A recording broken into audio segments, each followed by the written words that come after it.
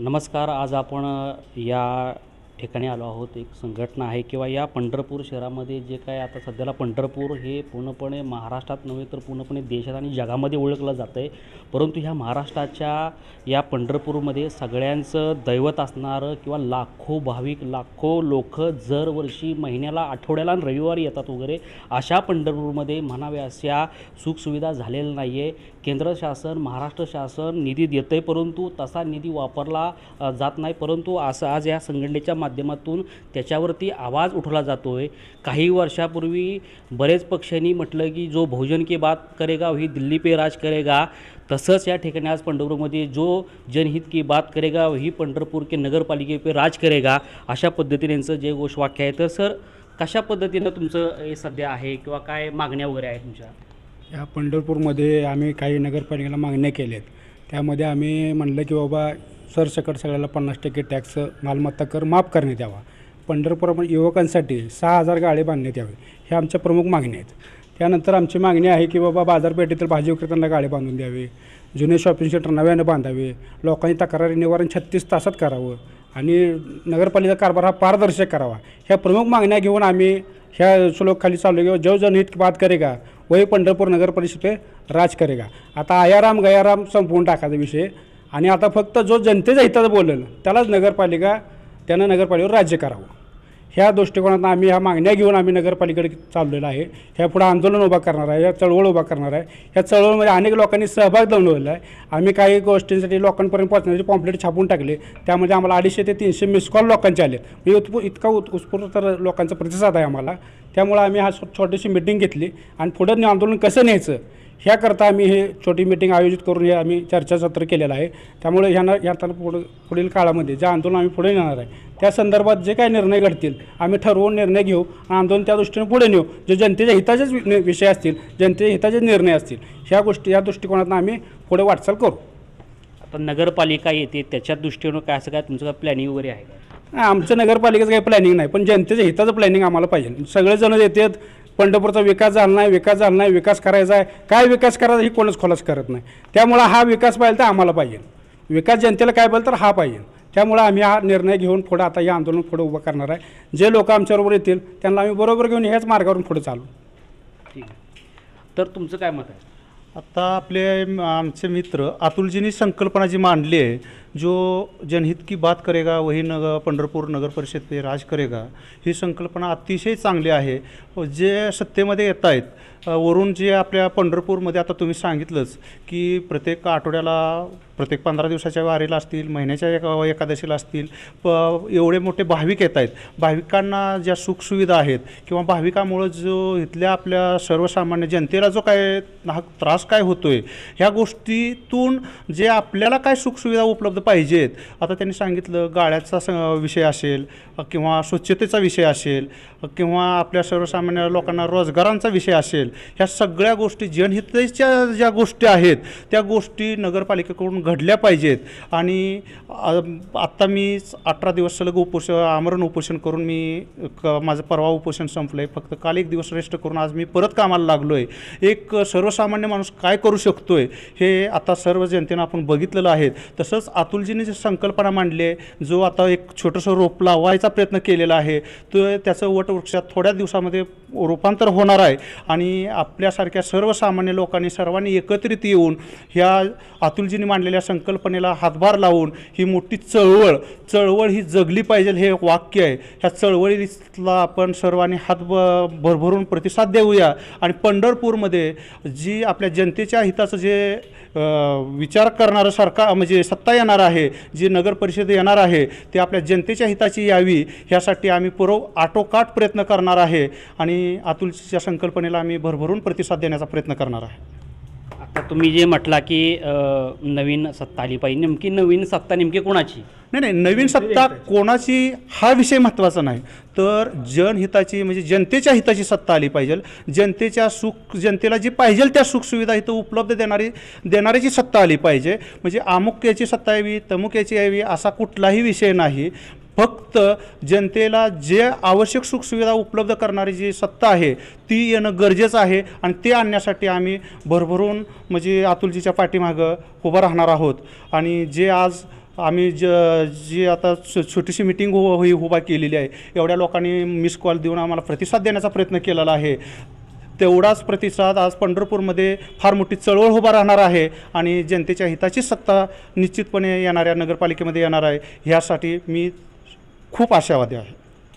आता ही तुमची जी पहिली मीटिंग झालेली आहे, याच्यानंतर काय तुमचं प्लॅनिंग असणार आहे? आता आम्ही जी पहिली मीटिंग आज घेतली ह्या संदर्भात पुढचं नियोजन काय, पुढं आपल्याला कसं जायचं ह्या संदर्भात आम्ही आता 8-10 जण बॉडी नेमणार आणि त्यात चर्चा करून आम्ही पुढचं नियोजन जाहीर करू. आता एक ह्याने एक असा प्रश्न मांडला की लोकांच्या हिताचं नगरपालिकेवरती म्हणजे सत्ता आली पाहिजे, पण असं कोण वाटतं की तुम्हाला तो हिताचं काम करू शकते सामान्य लोकांचं? जे लोक आता पॅनल उभं करणार आहेत, ज्या लोकांना आमच्या मागण्या मान्य आहेत, ज्या लोकांना योग्य वाटते त्यांनी जर साथ दिली तर आम्ही त्यांच्याबरोबर काम करू. म्हणजे आता सध्याला तर अभिजित पाटील देखील माड्याचे आहेत, परंतु पंढरपूर त्यांचं लक्ष आहे, परत राजू खरे आहेत, परत नंतर भालके आहे, असे बरेच आहेत. तर आणि इकडं परिचारक आहेत, सध्या ते सत्तेवरती आहेत. तर असं कोण वाटतंय तुम्हाला बाबा की ही जे आता तुमच्या मागणी आहेत ही पूर्ण करू शकतात? कोण वाटतंय असं नाही, हे सगळे सत्तेसाठी आले. आम्ही विकासासाठी चाललो आहे. पंढरपूरचा विकास एकच ध्यास, पंढरपूरचा विकास, हे सगळे सत्तेसाठी येतात. आम्ही फक्त विकासासाठी चाललो आहे. आम्ही विकासाच्या दृष्टिकोनातून आम्ही काम करणार. आम्ही सत्तेसाठी इथं एकत्र नाही आलो. जनतेच्या सुखसुविधा सगळ्यात महत्त्वाचं की जनतेचे ज्या काही अडचणी आहेत, आज आता जोशी काकांनी एक सांगितलं की 86ला त्यांना अलॉट झाले प्लॉट, जे विठ्ठल रुक्मिणी आसपासचे जे हे झालते ज्यांचे घरं विस्थापित होते त्यांना आजपर्यंत त्यांच्या नावाचे त्यांच्या उतारे मिळालेले नाहीत. म्हणजे आता 50 वर्ष झालं या गोष्टीला, 40 ते 50 वर्ष 45 वर्ष झालं. मग आम्ही मुद्दा काय घेतला की सत्ता आमची नको आहे, आम्हाला जनहितासाठी काय पाहिजे. आमच्या तक्रार निवारण केंद्र, आता पाऊस थोडा जरी पडला तर सगळ्या पंढरपुरात झोपडपट्टीतून पाणी होतं. तुम्ही नळाचं पाणी बघा, एवढं भयानक आहे. आरोग्याची सुविधा, आरोग्य नाही आहे, आरोग्याच्या सुविधा नाहीत. नगरपालिकेचे हॉस्पिटल बंद पडलेत, नगरपालिकेच्या शाळा बंद झाल्यात. ह्या ज्या काही गोष्टी आहेत ह्या जनहिताच्या गोष्टीसाठी आम्ही एकत्र आहेत. आम्ही सत्तेसाठी इथे एकत्र नाही आहे. सत्ता आम्हालाच पाहिजे असं नाही आहे. जनहिताच्या गोष्टी जो करणार आहे तो आहे. आता साधं संतोष भालेराव साहेबांनी जे आता केलं एक कामगारांसाठी किंवा जे कारखान्याला सप्लाय करणार आहेत की त्यांचं कौतुक करण्यासारखं आहे. 18 दिवस त्यांनी उपोषण केलं, अन्नत्याग उपोषण केलं, पण त्यांनी कामगारांच्या ह्याला न्याय मिळाला ना. अशाच्या काही गोष्टी आहेत, त्याच्यासाठी आम्ही एकत्र आहे. की आम्ही कुठल्या पक्षाचं किंवा ह्या पक्षाचं अमुक तसं नाही. पंढरपुरात राहणाऱ्या जनतेसाठी जनहिताचं जे काम करणार तो पंढरपूरच्या नगरपालिकेवर राज्य करणार. कसं आहे जनहिताचं, परंतु पंढरपूरमध्ये काय नेमकं विजन केलं पाहिजे किंवा आता सध्या इकडं आपण बघितलं तर बऱ्याच काय गोष्टी आहेत, तर काय विजन नेमकं काय केलं पाहिजे पुढे असं? बरं, आता पंढरपूरमध्ये आता बघताय तुम्ही काय पाऊस पडल्यानंतर आता सांगितलंच की वातावरण कसं होतं आहे, रस्ते कसे आहेत, खड्ड्याचे रस्ते, आणि जे काम जे होणार आहे पंढरपूरमध्ये रस्त्याचं काम असेल, ड्रेनेजचं काम असेल, हे दर्जेदार पद्धतीनं झालं पाहिजे, जेणेकरून त्याचा उपयोग पुढील 20-25 वर्षाचं व्हिजन म्हणजे 20-25 वर्ष परत त्या रस्त्यावर काय डागडुजी ठीक आहे, परंतु त्या रस्त्याचं काम करायला लागू नये एवढे दर्जेदार रस्ते, ड्रेनेज, लाईट, ह्या सगळ्या गोष्टी 20-25 वर्षाचं पुढचं व्हिजन समोर असलं पाहिजे की अशा पद्धतीनं झालं पाहिजे. लोकांच्या अडचणी आहे बऱ्याच आहेत. लोकांना जे सर्वसामान्य घटकातले जे लोक म्हणजे जनता आहे त्यांच्यासाठी आता सांगितलं 6,000 गाडी आपल्यासाठी झालं पाहिजेत, कारण जेणेकरून आपल्या सर्वसामान्य जनतेला रोजगार निर्माण होणार आहे त्यातून. त्याच्यानंतर त्यांनी बाकीचे आपले जे सर्वसामान्य लोक जे नगरपालिकेमध्ये जातोय, आता जोशी काकांचं आता मग त्यांनी सांगितलं बघा तर उतारे उपलब्ध झाले नाहीत. हे सर्वसामान्य लोक तिथंपर्यंत जाऊन भांडू शकत नाहीत, त्यांचा आवाज उठवू शकत नाहीत.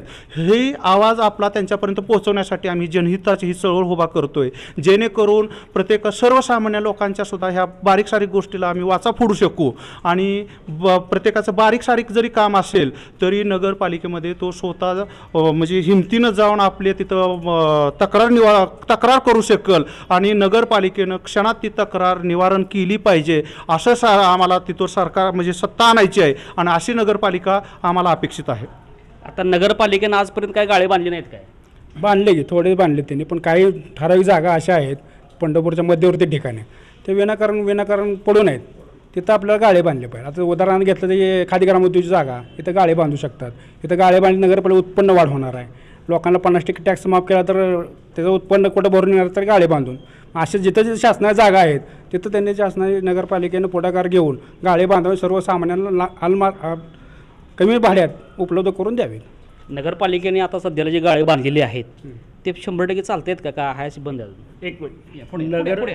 नगरपालिकेने जे गाळे बांधलेत, नगरपालिकेने गाळे बांधून झाले 40 वर्ष. आज त्या गाळ्याची परिस्थिती तर गाळे फुल आहेत, म्हणजे सगळे व्यवसाय सगळ्यांचे चालू आहेत, पण त्याच गाळे पडायला आले आहेत.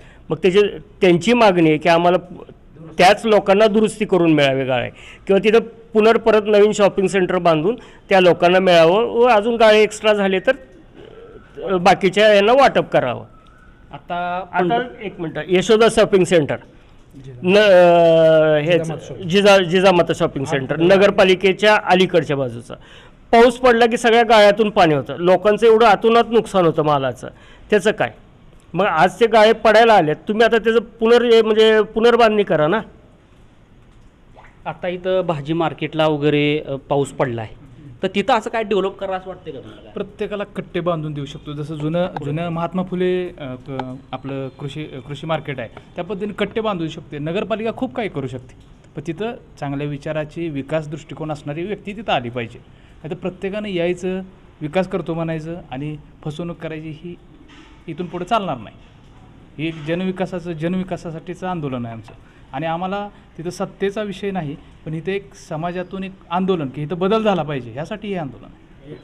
तर पंढरपूरमध्ये असं तुम्ही म्हणताय की पंढरपूर सुधारलं पाहिजे, पण सुधारलं नेमकं काय सुधारलं पाहिजे, नेमकं काय झालं पाहिजे पंढरपूरमध्ये? सुधारणा झाली पाहिजे म्हणजे जनतेच्या हितामध्ये. आता उदाहरणार्थ प्रत्येकाचे प्रश्न आहेत, कुठलाही प्रश्न म्हणजे आता कोणाचा वेगवेगळे प्रश्न आहेत, आता प्रत्येक प्रश्न सांगत बसायला तेवढा म्हणजे यात वेळ नाही. तर माझं एकच म्हणणं आहे की जनतेमधला प्रत्येक माणूस त्याची समस्या ही सुटली पाहिजे, आणि ती 36 तासात सांगितलं आहे, शक्यतो त्याच्या आत लवकरात लवकर सॉल्व्ह व्हावी असं माझं म्हणणं आहे. मग प्रत्येकाची समस्या असू द्या, मग कोणाची बी असू द्या, मग पाण्याची असू द्या, पाणी घाण येते त्या, किंवा एखादं वैयक्तिक प्रॉब्लेम असू द्या कोणाची नगरपालिकेची, ते सॉल्व्ह व्हावी ती माझी इच्छा आहे.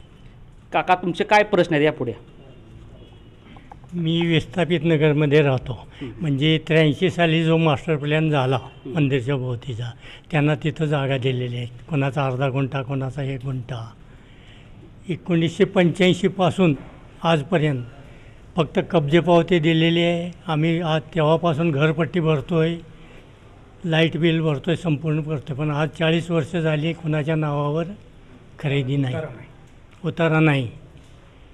लोक आपले कोणाची पत्रे ठोकून हे करून राहिलेले. एक तर काळं रान आहे तिथं, घरं खचतात. आता 40 वर्षात त्या घराची परिस्थिती अशी एकेकाची झालेली आहे की राहण्याचे वर्ण गळत आहे, पाऊस येते. किती लोक किती आहेत आता? लोक जवळजवळ 50-60 घरं असतील तिथं. मग आता बाकीच्याने कोणी असं आवाज उठलं नाही काय बाबा काय? आणि हे पहिलं अजून विस्थापित नगरचं 40 वर्षात निसटलं नाही, त्यावर दुसरा मास्टर प्लॅन करायला चालले. डॉक्युमेंट वगैरे काढलेत का तुम्ही? कब्जे पोते आहे.